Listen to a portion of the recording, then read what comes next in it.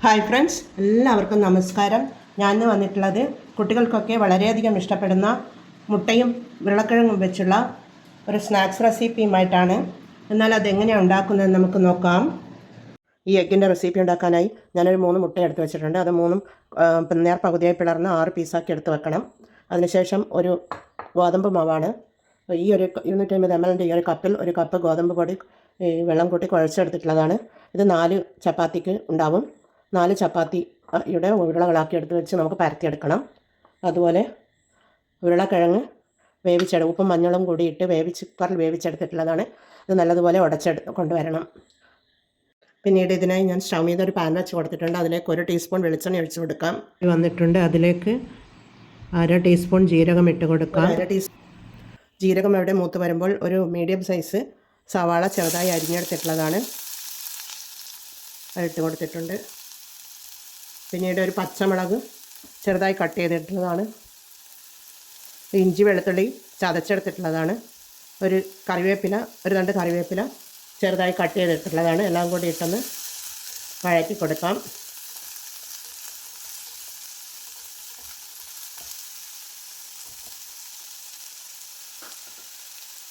പിന്നീട് ഇതിലേക്ക് തക്കാളിയാണ്. ഇത് ഓപ്ഷണലാണ്. ഒരു പുളി രസം വേണ്ടത് കൊണ്ട് മാത്രം ഞാൻ ചേർത്ത് കൊടുക്കുന്നതാണ്. ഒരു തക്കാളിയുടെ പകുതിയാണ്. നിങ്ങൾക്ക് ആവശ്യമുണ്ടെങ്കിൽ മാത്രം ചേർത്ത് കൊടുത്താൽ മതി. തക്കാളി ഇട്ട് കൊടുത്തു കഴിഞ്ഞാൽ ചെറിയൊരു ടേസ്റ്റ് മാറ്റം ഉണ്ടാകും. പിന്നീട് ഇത് വഴന്ന് കിട്ടുവാൻ വേണ്ട 1/2 ടീസ്പൂൺ ഉപ്പിട്ട് കൊടുക്കാം. പിന്നീട് ഒരു 1/4 ടീസ്പൂൺ മഞ്ഞൾ പൊടിയാണ് അതിട്ട് കൊടുക്കുന്നുണ്ട്. പിന്നീട് ഒരു 1/4 ടീസ്പൂൺ കുരുമുളക് പൊടിയാണ്. ഇതിൽ മുളക് പൊടി ഞാൻ ചേർക്കുന്നില്ല.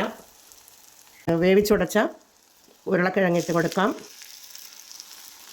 ഇട്ട് കൊടുത്തിട്ടുണ്ട്. എല്ലാം കൂടി ഇട്ട് കൊടുത്തൊന്ന് ഇളക്കി കൊടുക്കാം. ഉരുളക്കിഴങ്ങ് ഞാൻ ഉപ്പും മഞ്ഞളും ഇട്ട് വേവിച്ചെടുത്തിട്ടുള്ളതാണ്.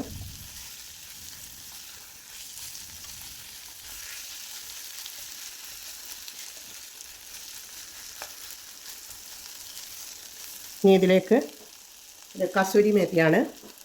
ഇത് ഒരു ടേസ്റ്റിനും ഫ്ലേവറിനും വേണ്ടി ഇടുന്നതാണ്. ഒരു ഡ്രൈ ലീഫാണത്. ഉലുവച്ചെടിയുടെ ഡ്രൈ ലീഫാണ്. പരിപ്പിൻ്റെയും ഒരു പരിപ്പ് കറിയും ഉരുളക്കിഴങ്ങും ഒക്കെ ഉണ്ടാക്കുമ്പോൾ അത് ചേർക്കുകയാണെങ്കിൽ നല്ലൊരു ടേസ്റ്റും ഫ്ലേവറും കിട്ടുന്നതാണ്. അതുകൊണ്ടാണ് അത് ഞാൻ ഇട്ട് കൊടുക്കുന്നത്. സൂപ്പർ മാർക്കറ്റിലൊക്കെ വാങ്ങാൻ കിട്ടും.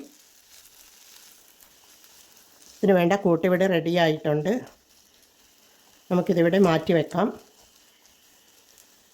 ഉപ്പുണ്ടോ എന്ന് നോക്കാം.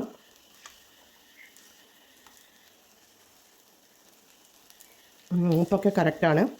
തീ ഓഫ് ചെയ്ത് കൊടുത്ത് നമുക്ക് മാറ്റി വെക്കാം. ഉരുളക്കിഴങ്ങിൻ്റെ ഫില്ലിങ് ഞാൻ ഇവിടെ 6 ഉരുളകളാക്കി എടുത്ത് വെച്ചിട്ടുണ്ട്. അത് ഇങ്ങോട്ട് മാറ്റി വെക്കാം.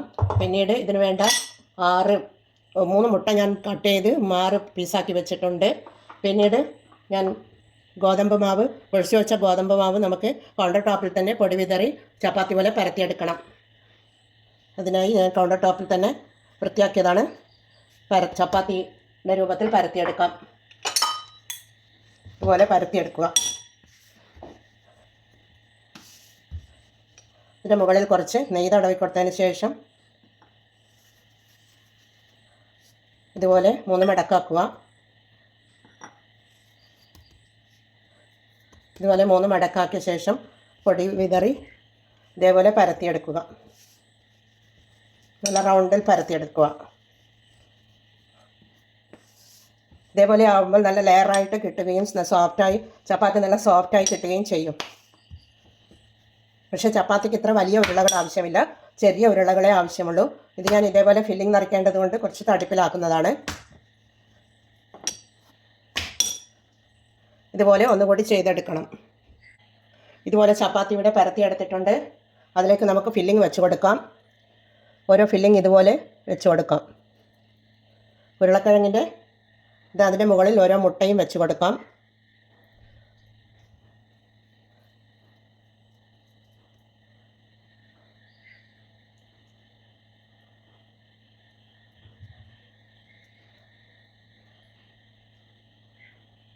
ഇതുപോലെ വെച്ച് കൊടുക്കാം.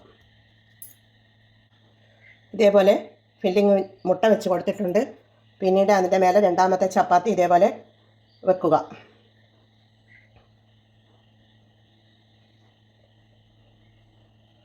വെച്ചതിന് ശേഷം ഇതേപോലെയുള്ള ഓരോന്നെടുത്ത് ഇതുപോലെ മുറിച്ചെടുക്കുക.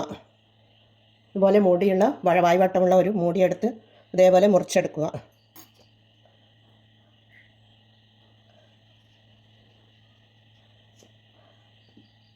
നമുക്കിതുപോലെ ഇതുപോലെ ചെയ്തെടുക്കാം.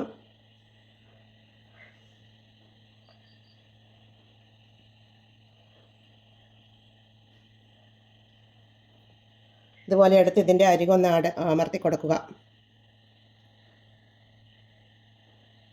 നല്ലൊരു ഷേപ്പിലേക്ക് അമർത്തി കൊടുക്കുക. ഇതിലിങ്ങനെ ഷേപ്പാക്കി കൊടുത്താൽ മതി.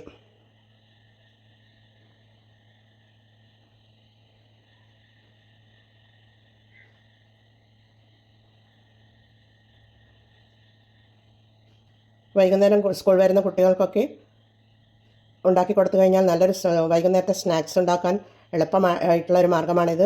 ഇതുപോലെയാണ് വേണ്ടത്. എല്ലാം നമുക്കിതുപോലെ ചെയ്തെടുക്കാം. എല്ലാം ഇതുപോലെ ഞാൻ ചെയ്തെടുത്ത് വെച്ചിട്ടുണ്ട്. ഇനി നമുക്കിത് എണ്ണയിൽ വറുത്തെടുക്കാം. ഇത് വറുത്തെടുക്കാനായി സ്റ്റൗ മീത ഒരു ചീനച്ചട്ടി വെച്ച് കൊടുത്ത് അതിൽ വെളിച്ചെണ്ണയാണ് ഞാൻ ഒഴിച്ച് കൊടുത്തിട്ടുള്ളത്. അതിലേക്ക് നമുക്ക് ഓരോ സ്നാക്സും ഇട്ട് കൊടുക്കാം.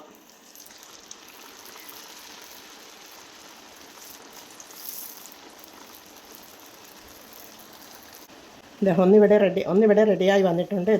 ഇതേപോലെയാണ് ഉണ്ടാവുക. നല്ല പപ്സിൻ്റെ രൂപത്തിലുള്ള ഒരു സ്നാക്സ് നമുക്ക് റെഡിയായി കിട്ടിയിട്ടുണ്ട്. ഇതൊരു പ്ലേറ്റിലേക്ക് മാറ്റിയെടുക്കാം. അതുപോലെ വേറെ ഒന്നും കൂടി ഇട്ട് കൊടുക്കാം.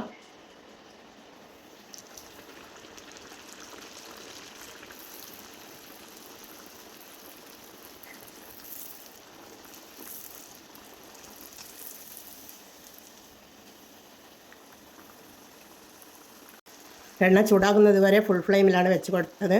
ഇപ്പോൾ മീഡിയം ഫ്ലെയിമിലാണുള്ളത്. ഇല്ലെങ്കിൽ ഇത് കരിഞ്ഞു പോകും.